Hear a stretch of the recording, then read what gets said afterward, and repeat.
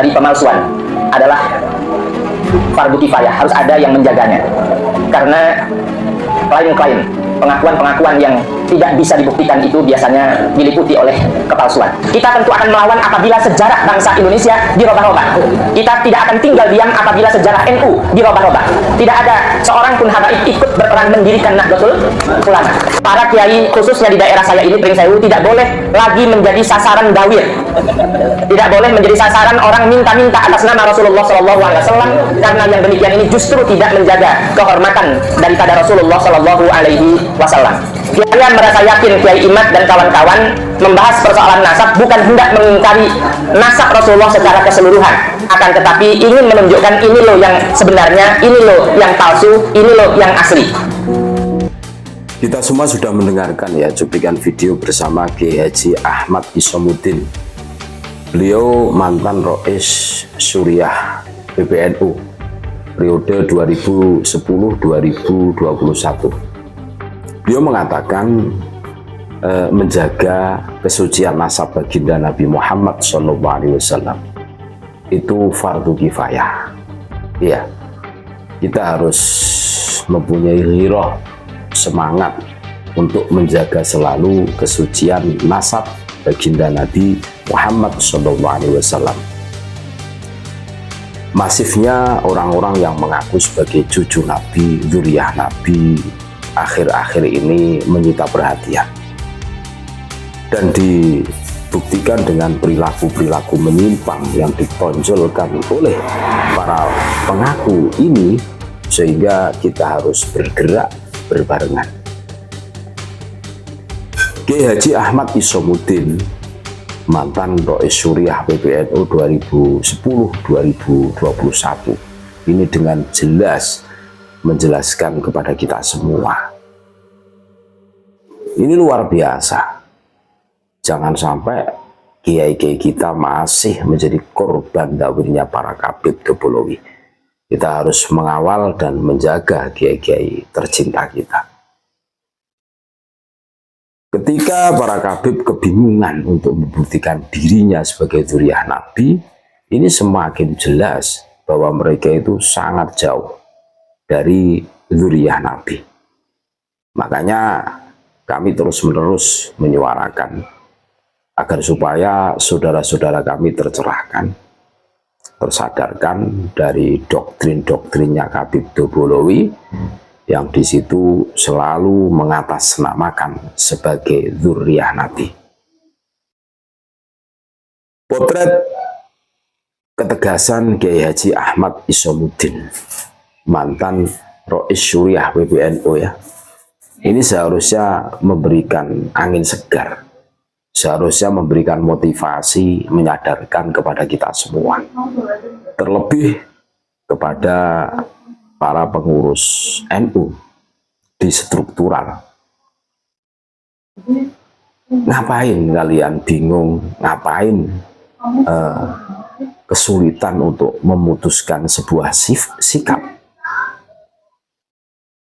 Ini mantan Rois Suriah loh, bukan kaleng-kaleng loh.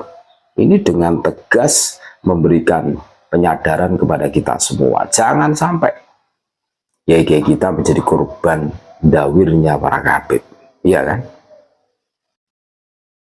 Dan beliau mendukung tesis atau kajian ilmiah dari Kiai Haji Maduddin Usman Al-Bantani. Kiai Haji Maduddin Usman Al-Bantani, Gus Abbas, Gus Fuad Pleret, dan yang lainnya, beliau meyakinkan, beliau percaya bahwa mereka itu tidak menolak adanya dzurriyyah Nabi. Akan tetapi ketika muncul keiskalan-keiskalan dari buah penelitian yang dilakukan oleh Kiai Haji Maduddin Usman Al-Bantani, sehingga Habib ini patut diverifikasi, layak untuk diteliti, karena banyaknya ketimpangan-ketimpangan di struktur pohon nasab mereka. Dan kita semua tentu sudah tahulah bahwa Sayyid Ahmad bin Isa itu anaknya cuma 3, akan tetapi muncul nama anak baru yang dinisbatkan kepada Sayyid Ahmad bin Isa. Iya, Sayyid Ahmad bin Isa itu lakopnya adalah Al-Abah dan An-Nafat di kitab-kitab primer nasab. Akan tetapi Habib Tobolowi bikin lakop baru Al-Muhajir. Tentu Al-Muhajir ini dalam rangka melegitimasi pindahnya Sayyid Ahmad bin Isa dari Irak menuju Husaisah, Yaman, Hadramaut ini kan. Sangat pintar sekali. Jadi jelas saudara-saudaraku, polemik nasab ini menyita perhatian memang. Akan tetapi hikmah di balik polemik nasab ini luar biasa. Mereka yang dulu masif sekali mengaku-ngaku sebagai cucu Nabi, akhir ini pucat pasi. Mereka ketakutan, ditagih untuk membuktikan. Ini semakin memperjelas dan mempertegas bahwa mereka itu jauh dari cucu Nabi. Kehadiran Kiai Haji Ahmad Isomuddin ya, yang berani berbicara di depan publik, terus memberikan edukasi pencerahan kepada kita semua. Kita harus mempunyai kecemburuan untuk menelusuri nasab baginda Nabi, agar supaya kesucian nasab baginda Nabi ini terselamatkan, terjaga dari orang-orang yang banyak kepentingan, yang hanya pintar mengaku-ngaku, akan tetapi bodoh dalam hal membuktikan. Seperti kasusnya Habib Tobolowi ini. Jadi jangan sampai, khususnya di daerah Lampung kan, Pringsewu, beliau tinggal kan di situ kan, ada kiai yang menjadi korban pendawiran para Habib Tobolowi.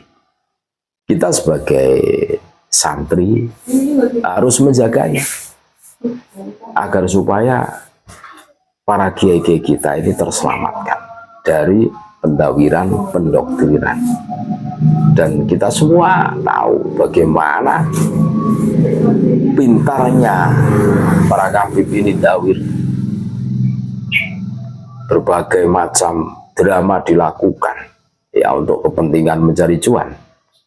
Berbagai manuver-manuver dilakukan. Memang yang namanya Habib ini bukan rahasia umum. Kalau urusan dawir, ahlinya ahli. Tipu menipu, ahlinya ahli.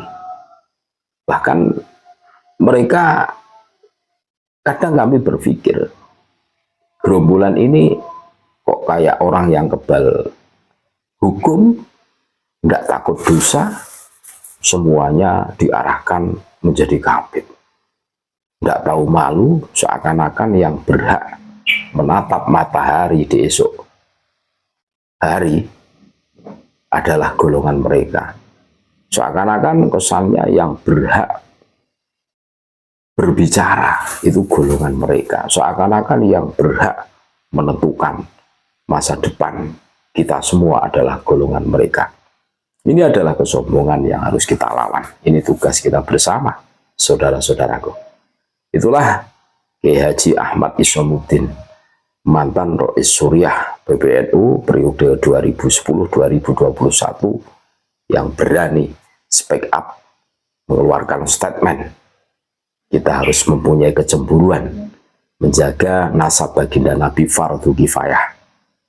Jangan sampai kiai-kiai kita menjadi korban pendawiran dan pendoktrinan, saudara-saudaraku. Terima kasih, tetap NKRI harga mati Nusantara milik kita.